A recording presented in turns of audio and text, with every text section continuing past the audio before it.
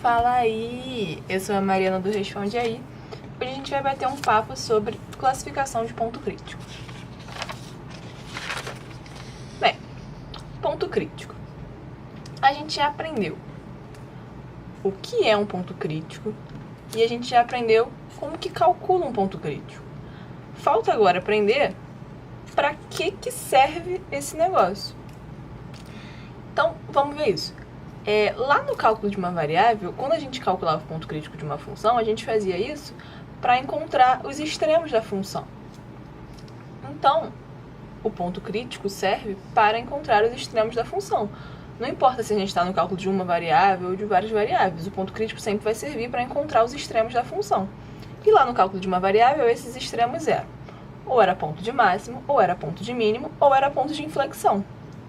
Aqui, no cálculo de várias variáveis, os extremos também vão ser ou ponto de máximo, ou ponto de mínimo, ou ponto de sela.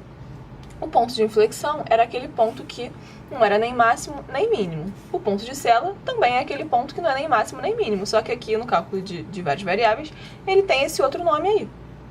Beleza? Mas a ideia é sempre a mesma. Os pontos críticos da função servem para encontrar os extremos da função. Então, eles nos dizem se eles vão ser máximo, mínimo ou ponto de sela. Tá, mas aí, como é que a gente faz para classificar o ponto crítico? Tipo, eu já sei que ele pode ser ponto de máximo, ponto de mínimo ou ponto de sela, mas como é que eu sei? Como é que eu digo se ele é ponto de máximo, mínimo ou sela? Bem, lá no cálculo de uma variável, para classificar o ponto crítico, o que a gente fazia? A gente calculava a derivada segunda, depois substituía a derivada segunda no ponto crítico, e aí via o sinal. Dependendo do sinal, seria ponto de máximo, ponto de mínimo ou ponto de inflexão. Aqui, e o nome disso era teste da derivada segunda. Então, como é que a gente classifica o ponto crítico? Fazendo o teste da derivada segunda. Aqui no cálculo de várias variáveis, a gente vai fazer também um teste da derivada segunda. Só que ele vai ser um pouquinho diferente. Porque agora a gente não tem mais uma derivada segunda só. A gente tem essas 4 derivadas segundas aí. É o fxx, fxy, fyx e o fyy.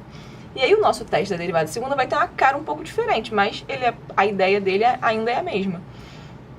Então, o que significa esse teste da derivada segunda? Que a gente vai precisar calcular o determinante dessa matriz aqui, com as derivadas segundas, e ver o sinal dela, desse determinante. Aí, dependendo do sinal, a gente vai saber se o ponto é máximo, mínimo ou ponto de sela. Só uma nomenclaturazinha agora. Essa matriz aqui, que está aqui dentro, a gente chama de matriz hessiana. E o determinante dela, a gente chama de hessiano. E aí, por isso que tem esse H aqui. Porque, na verdade, isso aqui a gente está calculando um hessiano, que é o determinante da matriz hessiana. Tranquilo? Nome meio feio, mas só um nomezinho. Tá, aí então a gente calcula aquele determinante e vê o sinal. Então, vamos ver quais são as possibilidades de sinal. A primeira possibilidade de sinal para o determinante é se o determinante for maior do que zero. E aí, nesse caso, o nosso ponto crítico vai ser ou ponto de máximo ou ponto de mínimo. E aí, como é que a gente vai dizer se ele é máximo ou mínimo? Aí a gente vai ter que olhar o sinal de fxx. E aí, se o fxx for maior do que zero, então o nosso ponto crítico é um ponto de mínimo. E se ele for menor do que zero, então o nosso ponto crítico vai ser um ponto de máximo. Então, se eu olho pro sinal do determinante lá da matriz hessiana, e ele está maior do que zero, então eu falo, então eu já sei, esse ponto aqui ou ele é ponto de máximo ou ele é ponto de mínimo. Aí, para eu dizer se é máximo ou mínimo, eu preciso olhar o sinal de fxx, beleza? Tá, a outra possibilidade de sinal para o determinante é se ele for menor do que zero. E aí, se ele for menor do que zero, a gente pode dizer que o ponto crítico P0 é um ponto de sela. E, por fim, ou ele é maior do que zero, ou ele é menor do que zero, ou ele é igual a zero.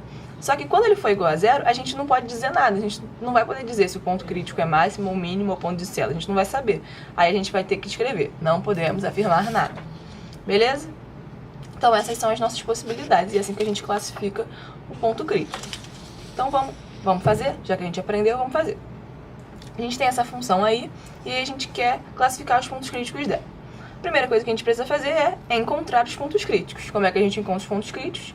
Calcula as derivadas parciais e iguala a zero. Fazendo isso, igualando a zero, a gente encontra que o nosso único ponto crítico é o ponto P0 igual a 0, 0. Beleza. Agora a gente precisa classificar esse ponto crítico. Para classificar o ponto crítico, a gente precisa de quê? Das derivadas segundas. Então, vamos calcular as derivadas segundas. Calculando o fxx, a gente faz a derivada disso aqui em relação a x. Aí vai dar menos 2. Aí a gente calcula o fyy, derivada de fy em relação a y. Vai dar também menos 2. E aí a gente calcula o fxy e o fyx, que são as derivadas parciais mistas e também são derivadas segundas. E aí, quando a gente calcula, a gente já sabe que eles são iguais e vai dar igual a zero. Depois que a gente calcula as derivadas segundas, a gente precisa substituir no ponto P0.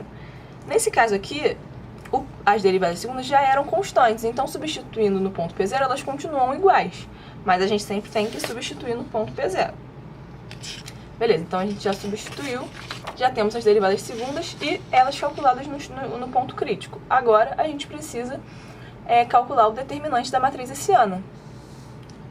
E aí, vamos fazer isso então. Eu botei aqui a fórmula geral do determinante, vamos substituir com os nossos valores. Quando a gente calculou fxx, a gente viu que era menos 2.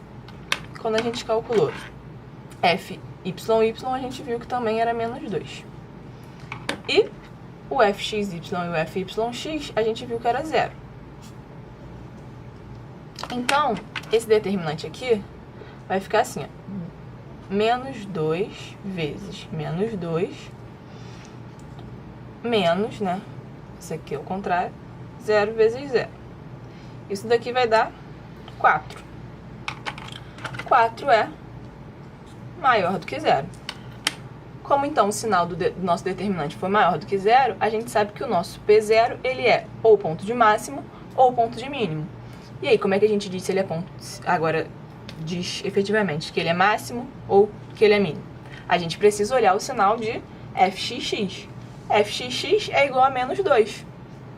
E menos 2 é menor do que 0. Nesse caso, como o fxx foi menor do que 0, então o nosso ponto P0 é um ponto de máximo. Então, vou escrever aqui, P0 é ponto de máximo. E aí, a gente classificou o nosso ponto crítico. Tranquilo? É só isso. Esse vídeo te ajudou? Responde aí.